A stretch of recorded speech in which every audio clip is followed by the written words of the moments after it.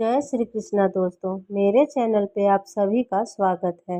आज बात करेंगे एक ऐसी कथा की जिसके बारे में बहुत से लोग कम जानते हैं। हम भगवान श्री कृष्ण को दामोदर भी कहते हैं और उनको हम दामोदर क्यों कहते हैं यह आज हम जानेंगे। दामोदर कथा कार्तिक मास से भी जुड़ा हुआ है क्योंकि भगवान श्री कृष्ण ने कार्तिक के महीने में कुछ ऐसी लीलाएं की थी। उन्हीं लीलाओं में से एक कथा दामोदर कथा है। यूँ तो श्री कृष्ण की बहुत सी लीलाएं और बहुत सी कथाएं हैं, परंतु कार्तिक मास में अगर यह दामोदर कथा सुन ले तो बहुत ही लाभ मिलता है। कृष्ण को दामोदर इसलिए कहा जाता है क्योंकि बचपन में माता यशोदा ने उन्हें मक्खन चुराने के ऊपर दंड दिया था। वह दंड इस प्रकार है, माता ने रस्सी से भगवान श्री कृष्ण का पेट बांधकर एक ओखल से बांध दिया था। और दामोदर का अर्थ इस प्रकार है, दामोदर का मतलब यह है कि दाम का अर्थ है रस्सी और उदर का मतलब है पेट। रस्सी से पेट का संबंध इस प्रकार है, इसीलिए दामोदर भगवान श्री कृष्ण को कहते हैं। बचपन में भगवान श्री कृष्ण ने माखन चुराया था और मटकी तोड़ी थी। माखन चुराकर वह खुद तो खाए थे, अपनी सखा को भी खिलाए थे और उन्होंने जो बचे हुए माखन थे वो कुछ बंदरों को खिलाए थे। और यह सब लीला उन्होंने अपने गांव के गोपियों के घर में किया था। जब गोपी ने देखा तब उन्होंने साफ मना कर दिया कि यह मैंने नहीं किया है, और वो थोड़े शरारती और चंचल थे। गोपियों को बहुत गुस्सा आया। वह एक दिन मैया यशोदा के पास गई और सारी गोपियाँ कृष्ण की शिकायत करने लग गई और उन्होंने सारी बात बताई कि कृष्ण ऐसे करता है। कई दिनों की शिकायत सुन सुन के माता यशोदा थक चुकी थी। अब उन्होंने सोचा कि कृष्ण को दंड देना पड़ेगा, यह ऐसे नहीं सुधरेगा। जब शाम में कृष्ण गैयों के साथ वापस घर आते हैं तो माता यशोदा कृष्ण से पूछती है कि वह इस प्रकार की शरारत क्यों करते हैं। गोपियों के घर में जाके माखन चुराना, मटकी तोड़ना यह अच्छी बात नहीं है। कृष्ण कहते हैं कि मैया, गोपियाँ झूठ बोल रही है, मैंने ऐसा कुछ नहीं किया है। मैया बार बार पूछती है, फिर भी कृष्ण मना कर देते हैं।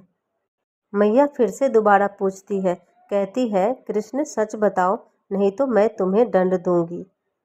कृष्ण फिर से वही बात बोलते हैं, मैया गोपियाँ झूठ बोल रही हैं, वो मेरे से जलती हैं, वो सब मेरी सखाओं से भी जलती हैं। हम साथ में खेलते हैं इसलिए वो हमें झूठा इल्ज़ाम लगा रही है। भला मैं क्यों उनकी माखन खाऊंगा? मेरे घर में तो माखन की कमी है क्या? मेरे घर में तो बहुत सारा माखन है, मैं उनके घर से माखन मैया क्यों चुराऊंगा? इस प्रकार कृष्ण झूठ बोलते हैं और अपनी अपनी माँ की बात नहीं मानते और सच नहीं बताते हैं। मैया गुस्सा हो जाती है और उन्हें दंड देने का फैसला करती है। तभी मैया के सामने एक रस्सी दिखता है। वह रस्सी से ओखल में भगवान श्री कृष्ण को बांध देती है और वो यूँ बांधती है कि रस्सी और पेट में लगा के ऐसे बांध के और फिर ओखली में बांध देती है। यह लीला कार्तिक के महीने में हुआ था, इसलिए भगवान श्री कृष्ण को दामोदर और कार्तिक के महीने का बहुत ही मान्यता है। कार्तिक के महीने में दामोदर कथा अवश्य सुननी चाहिए। भगवान श्री कृष्ण का यह लीला करने के ऊपर एक और कारण था। वह कारण यह था कि दो जुड़ा हुआ वृक्ष जो कि श्रापित था, उन्हें उस श्राप से मुक्त करना था। दामोदर लीला का वृक्ष जो जुड़वा अर्जुन वृक्ष थे, जो कुबेर के पुत्र नल कुबेर और मणिग्रीव थे।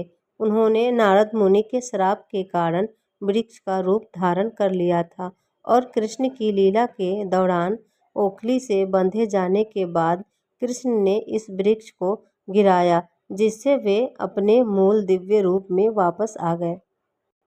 जब माता यशोदा ने कृष्ण को एक ओखली से बांध दिया तो कृष्ण ने उस ओखली को खींच खींच कर खोलने की कोशिश की और ओखली को खींचते खींचते उस दोनों वृक्ष के पास ले गए और दोनों वृक्षों के बीच में जहाँ जगह थी उसके बीच से निकलकर ओखली को खींचने लग गए।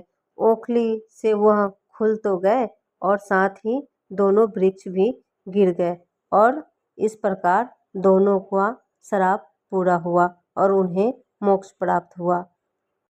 उन दोनों ने ही भगवान श्री कृष्ण को धन्यवाद दिया और उनसे वरदान मांगा कि उनकी वाणी, कान, हाथ और मन हमेशा भगवान की सेवा और चिंतन में लगे रहे। यह श्राप उन्हें इसलिए मिला था क्योंकि वह नशे में धुत थे और भगवान नारद मुनि का उन्होंने अपमान किया था। नारद मुनि ने इसलिए क्रोध में आकर उन्हें श्राप दे दिया था। भगवान श्री कृष्ण ने यह लीला मणिकुबेर, नलकुबेर और मणिग्रीव को मोक्ष देने के लिए ही किया था, ऐसा माना जाता है। आशा करती हूँ आपको वीडियो अच्छा लगा होगा। धन्यवाद।